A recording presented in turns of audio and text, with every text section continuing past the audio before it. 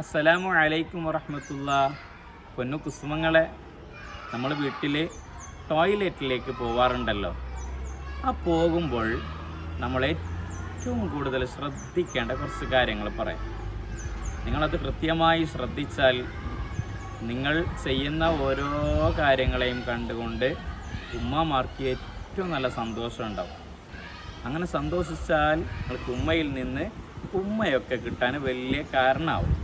പറയട്ടെ, ടോയ്ലറ്റിലേക്ക് നമ്മൾ പോകാൻ ഉദ്ദേശിക്കുന്ന സമയം നമ്മളെല്ലാവരും തല മറക്കണം. തലയിൽ ഒന്നുകിൽ തൊപ്പി ധരിക്കുക, അല്ലെങ്കിൽ തട്ടം വിരിക്കുക. ഈ രീതി നമ്മൾ പ്രത്യേകം ശ്രദ്ധിക്കുക.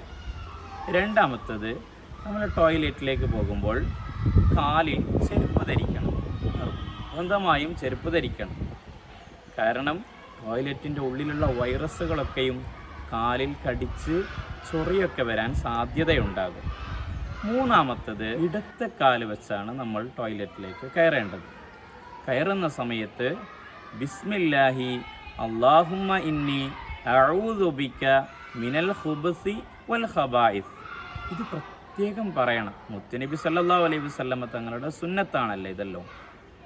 ഇനി ടോയ്ലറ്റിലേക്ക് എത്തിയാൽ നമ്മളവിടെ മൂത്രമൊഴിക്കുന്ന സമയത്ത് ഇടത്തെ ഭാഗത്തേക്കൊന്ന് ചെരിഞ്ഞിരിക്കണം. എന്നിട്ട് ഇടത്തെ കൈ കൊണ്ട് കഴുകുകയും വലത്തെ കൈ കൊണ്ട് വെള്ളമൊഴിക്കുകയും ചെയ്യുക. അങ്ങനെ എല്ലാവും കഴിഞ്ഞ് ശുദ്ധീകരിച്ചതിന് ശേഷം പുറത്ത് വരുമ്പോൾ നമ്മൾ വലത്തെ കാല് പുറത്ത് വെച്ചാണ് നമ്മൾ ഇറങ്ങേണ്ടത്. ഇറങ്ങുന്ന സമയത്ത് ഗുഫ്റാനക്കൽ ഹംദുലില്ലാഹില്ലദി അദ്ഹബ അന്നിൽ അദാ വഅഫാനി, ഈ ദിക്റും കൂടി പ്രത്യേകം പറയണം. ഇത് നിങ്ങൾ ഇങ്ങനെ എല്ലാ ദിവസവും ചെയ്യുകയാണെങ്കിൽ എല്ലാവർക്കും നിങ്ങളെ പ്രത്യേകം ഇഷ്ടമായിരിക്കും.